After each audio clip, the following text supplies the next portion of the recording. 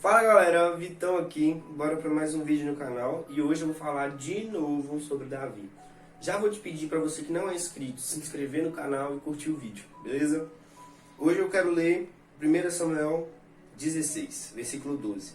Então mandou chamá-lo e o fez entrar. Davi era ruivo, de belos olhos e boa aparência, e o Senhor disse a Samuel: levanta-se e unja-o, pois este é ele. Samuel pegou o chifre do azeite e ungiu Davi no meio de seus irmãos. E daquele dia em diante o Espírito do Senhor se apossou de Davi.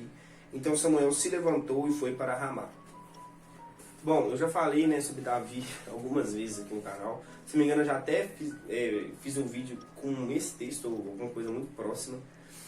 Mas hoje eu quero atentar mais uma vez a história de Davi. Quando a nação de Israel pede um rei, Samuel unge Saul, só que Saul começa a se enveredar por uns caminhos meio estranhos. Então o Senhor pede Samuel para ir à casa de Jessé. Jessé reúne os filhos, todos menos um, que era Davi, que estava no campo cuidando das ovelhas. Então vai, olha filho por filho, e aí não é nenhum dos que estavam lá. E depois manda chamar Davi. O que me interessou nessa parte é que, bom, mesmo Israel já tendo um rei, a figura de Samuel era uma figura muito importante.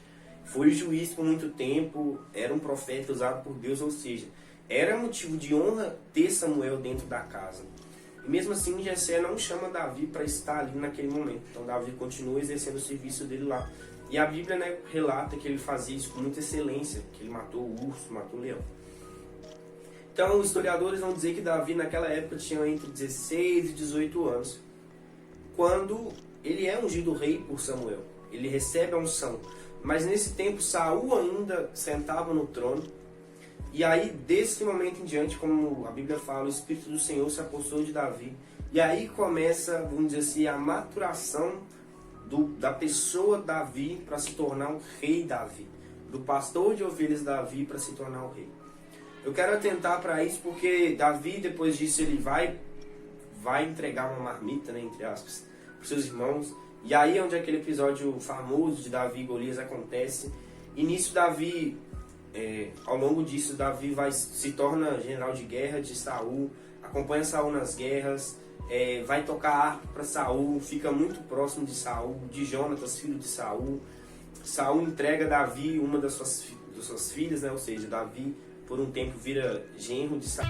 Eu falei tanto Saul que até lembrou Camila no Iaí do último vídeo, né? Tá entendendo? Não? Clica no card para entender a história do Iaí. No último vídeo tá um vídeo muito bacana. Saul. Porém, depois começam os ciúmes de Saul, um espírito mau, que começa a perseguir Davi. Então Davi tem que fugir, se esconde em diversos lugares, luta muitas batalhas. E 2 vezes Saul foi entregue na mão de Davi, onde Davi tinha a oportunidade de matar Saul. Só que mostra a maturidade que Davi foi recebendo, foi desenvolvendo ao longo do tempo, onde com essa oportunidade Davi ainda resolveu não matar Saul e falar: ai de mim de tocar no ungido do Senhor. Ou seja, o processo de Davi é algo demorado.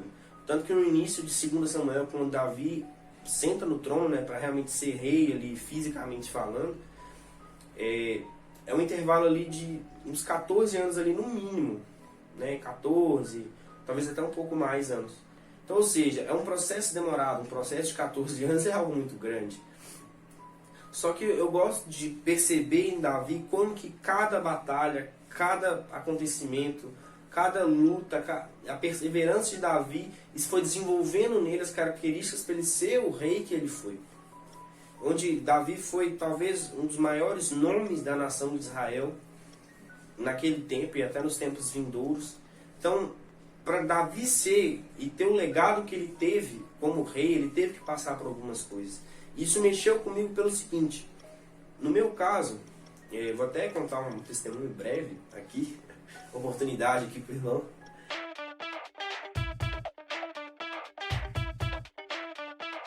Que eu estava na minha igreja local, segunda-feira, lá a gente gosta de fazer uma oração de 15 dias, uma reunião de oração.